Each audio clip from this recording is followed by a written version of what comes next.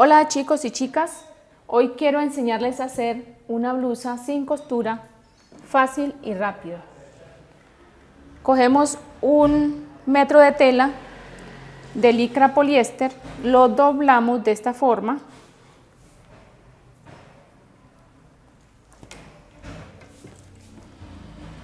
Nos viene quedando en medio metro, aquí está el metro doblado. Emparejamos bien que las puntas nos queden bien uniformes.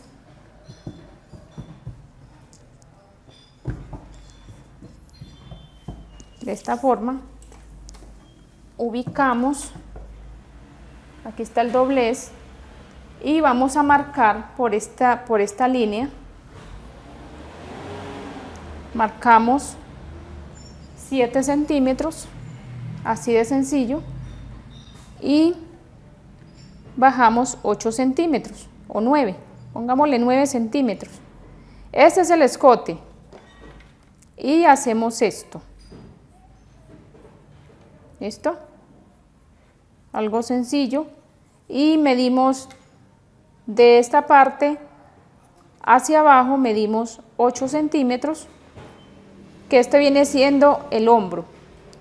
De estos 8 centímetros medimos 17 a 18 centímetros para armar la sisa. Hacemos lo siguiente. Listo.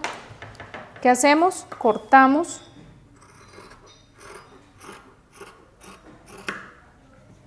Y cortamos esta partecita que marcamos.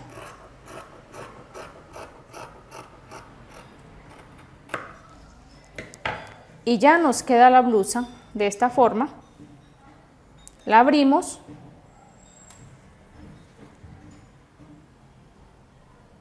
Aquí está. Y ya aquí tenemos la blusa. Bueno, chicos y chicas, esta es la blusa. Miren qué bien horma. No fue necesario hacer mucho, simplemente coger 1 metro de tela, tijeras, cortar y hacen sus propias blusas. Miren cómo horma, miren la parte de atrás cómo queda. Se la pueden colocar con pantalones, con faldas, como quieran. Es fácil y sencillo. Este era el pequeño video que quería enseñarles en el día de hoy. Espero les saquen provecho, lo pongan en práctica y hagan sus propias blusas. Pongan a volar su imaginación y sigan adelante. Esto es todo por hoy. Dios les bendiga.